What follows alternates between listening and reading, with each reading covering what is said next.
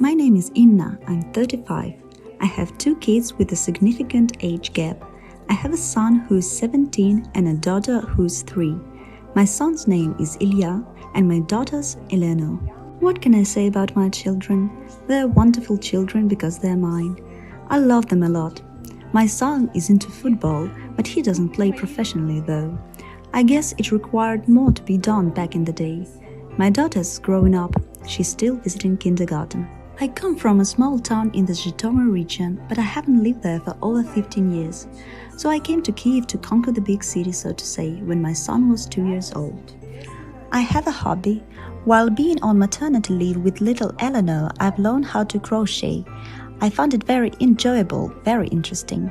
I even tried to make a little money of it, but mostly I'm enjoying it so far. I crochet making baskets, purses, small rocks, baby toys. Well, I'm still learning. I have an economic education. I work, but I'm not really a major.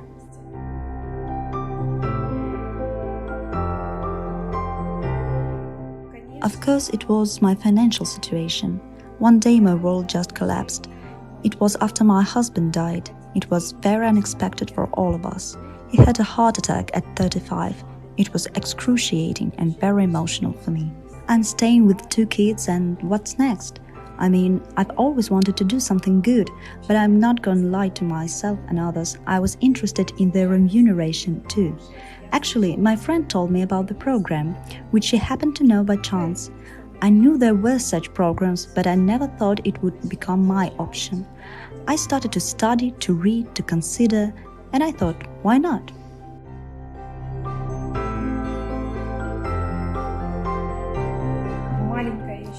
The little one still understands little, and the elder son has had to take several approaches to a conversation, so to say.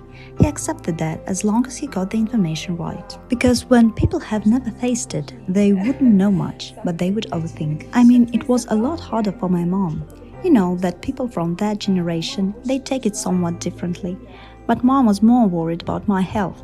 However, the medical assistance at the agency is actually pretty good and on a high level, so it's all fine now. Everything is okay.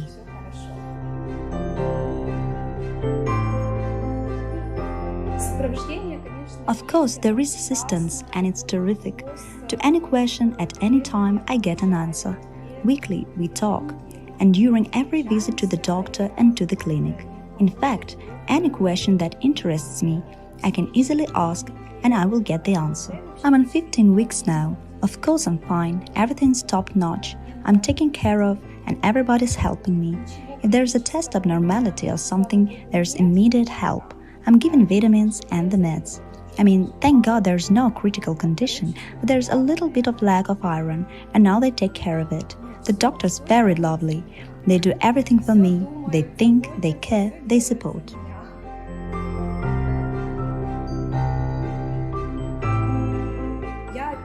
I got a letter from them.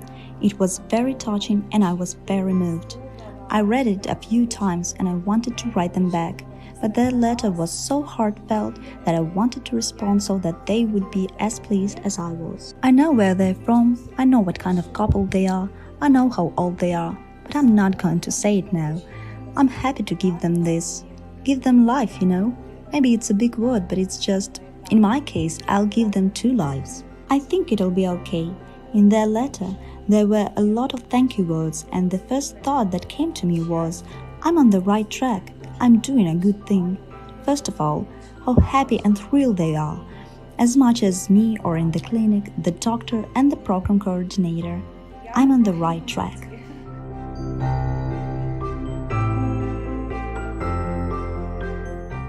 Of course, everything is discussed with the doctor and the program coordinator. It can't be left out. It's a tremendous responsibility and you have to be prepared for it.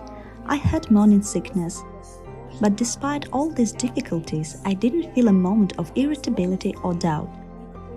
I knew it was just temporary, something to live through. You know, in the morning you feel nausea and you don't want to get out of bed, but you pull yourself together and just keep going.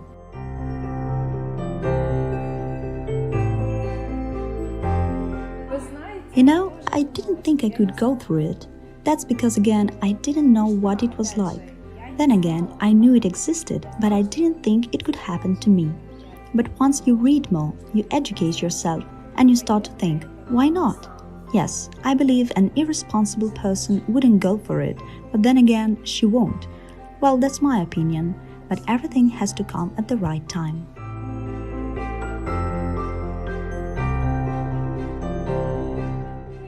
No, I disagree. Regarding exploitation, there are many other professions where women are more exploited. Again, about myself, I came across the financial part of the question I was interested in. Yes, when I was already interested in surrogacy, I thought that it was a chance for someone and a chance for me. In Ukraine, people go abroad to make money, let's be honest, right? I've often come across the question, isn't it shameful? No. What do you mean you carry a child and then you give it to someone? People ask these questions who don't know the depth of what's really going on.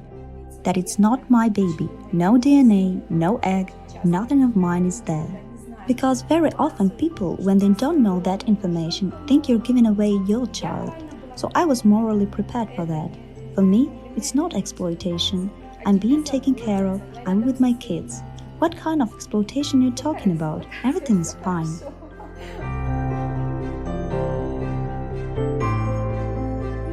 It must be an ultrasound. I don't know why, but I like to look at these little human beings that are already there.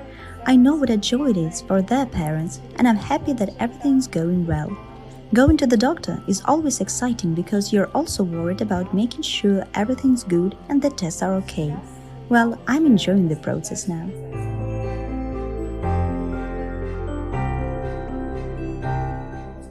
Healthy food, healthy lifestyle, walking.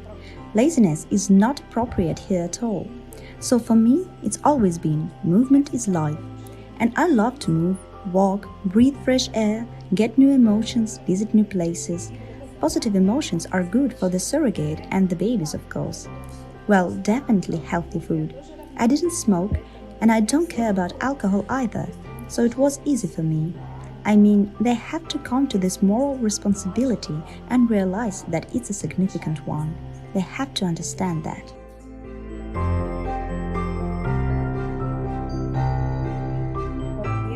First of all, I think women shouldn't be ashamed and afraid of it. Often, the first thought is, what will people say? They say the best thing, you give life, you do a huge thing. Lots of couples dream about it, so why not? Bring another little life into this world. And as for the couple, don't be afraid. I think it's a chance for them. So don't be scared, because girls here are responsible. I think it's fear that needs to be put off, and everything will be fine.